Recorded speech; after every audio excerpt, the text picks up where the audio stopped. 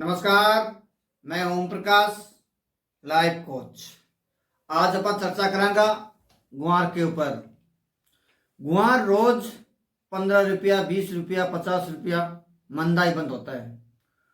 जैसे जैसे इसमें कमजोरी दिखाई जा रही है तो इसके पर्दे के पीछे कुछ तो गोलमाल किया जा रहा है, या कुछ गोलमाल किया जा रहा है, या फिर कोई गड़बड़ी की जा रही है।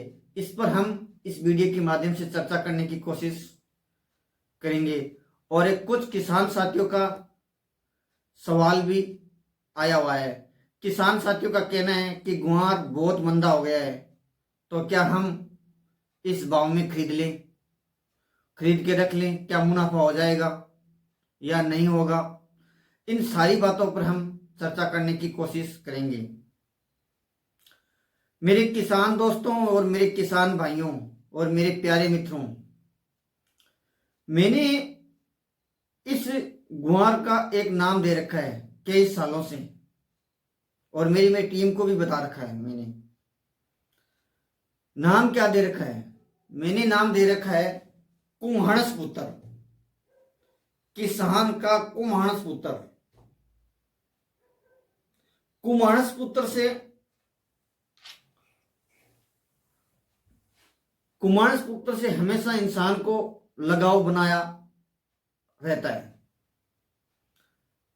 आपके आसपास में या आपके घर में या आप जिस जगह पर रहते हो, किसी भी जगह पर रहते हो, उसके आसपास में कोई ना कोई ऐसा कुम्हाणस व्यक्ति आपको जरूर मिला होगा, ताकि वो चकमा देता रहे और हम उस पर विश्वास करते रहें। कुम्हाणस पुत्र के अंदर एक गुण व एक विशेषता इसके अंदर होती है, चाहे वो हमारे घर में हो, चाहे किसी मोहल्ले में हो, किसी आसपास में हो, या किसी रिश्तेदार के अंदर हो, लेकिन उसके अंदर एक चतुरता होती है। इस चतुरता को हम पकड़ लें तो उस कुम्हाणस व्यक्ति से भी हम काम करवा सकते हैं। अगर वो चतुरता हम नहीं पकड़ पाए, उनकी कमजोरी हम नहीं पकड़ पाए, तो फिर वो कुम्हाणस पुत्र हमें चुना लगा सकता है। कुम्हाणस पुत्र के अंदर एक विशेषता क्या होती है कि वो रंग बदलू होता है, भेद बदलू होता है, अपने आप का भेद बदलता रहता है। यानी मोटा मोटी कहूं तो वो अपनी ड्रेस बदलता रहता है, अपना रूप चेंज करता रहता है। वो कुम्हाणस पुत्र के ऊपर हम जब तक वो पास नहीं आता है तब तक हम उसके ऊपर विश्वास नहीं करते। ये विशेषता है। हमें पता है कि ये कुम्हाणस व्यक्ति है, ये हमेशा झूठ बोलता है, ये शरारती लड़का है, ये हमेशा बदमाशी करता है, लेकिन वो हमारे पास में आता है और वो ऐसी कोई कहानी बना के लाता है, और वो कहानी हमारे दिमाग में फिट कर देता है, और हम उनके चक्कर में फंस जाते हैं।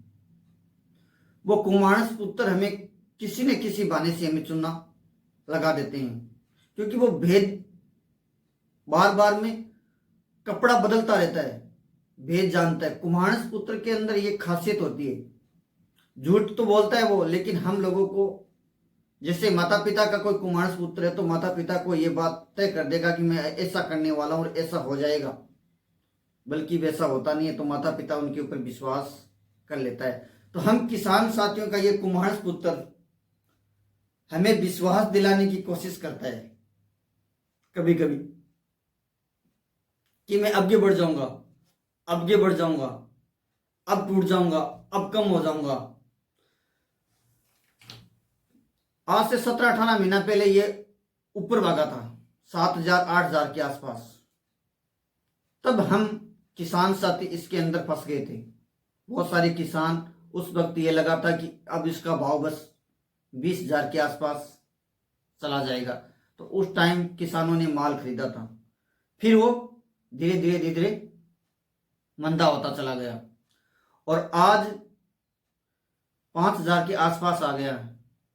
तो अब किसानों को ऐसा लग रहा है, या हम लोगों को ऐसा लग रहा है कि बहुत मंदा हो गया, क्या इस जगह पे खरीद लेना चाहिए।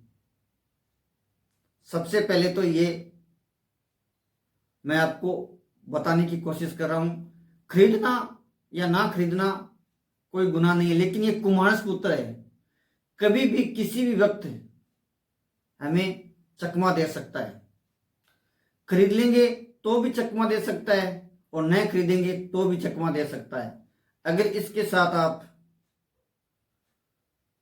इसकी भाषा में आप जवाब दे सको तो खरीदो चाहे बेचो। अगर इसकी भाषा आपको नहीं समझ में आ रही तो फिर आपको इसके साथ ट्रेड नहीं करना चाहिए। समझो आपने आज के भाव में माल खरीद लिया और हो सकता है कि वो 3 साल तक इसी जगह पर खड़ा रहा तो क्या होगा? हमारी मनी तो कम हुई ना, हमारा पैसा तो कम हो गया ना। अगर आज के भाव से हम 3 साल तक इंतजार करते और 3 साल बाद में यही भाव हमें मिलेगा तो फिर हो सकता है, ऐसा भी हो सकता है कि हमने खरीदा और ये 42 आ जाए तो हो सकता है ना। और एक चांस ये भी हो सकता है कि आज हम खरीदें और 1-1.5 महीने में या 2 महीने में 6500 चला जाए। अगर 6500 चला जाएगा तो क्या हम आज का माल खरीदा हुआ माल हम 6500 में बेच पाएंगे? ये प्रश्न अपने आप से पूछना है।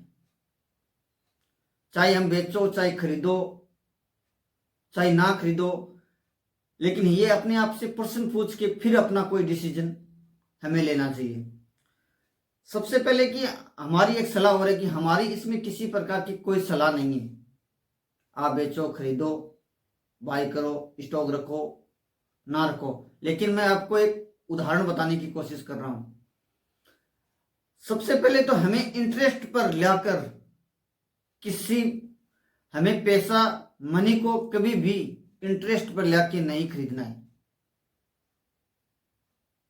खरीदना हो तो भी हमें इंटरेस्ट पर लाके कभी भी इस कुमार पुत्र को ऊपर दांव नहीं लगाना चाहिए, क्योंकि कुमार पुत्र ना जाने कब पैसे डुबा देंगे। इसीलिए इंटरेस्ट पर कभी भी कोई भी पैसा लाके इसके ऊपर दांव नहीं लगाना है। अब बात करेंगे कि क्या गड़बड़ी की जा रही है, इसका तो पता नहीं, लेकिन ऐसी शंकाएं जरूर लग रही है।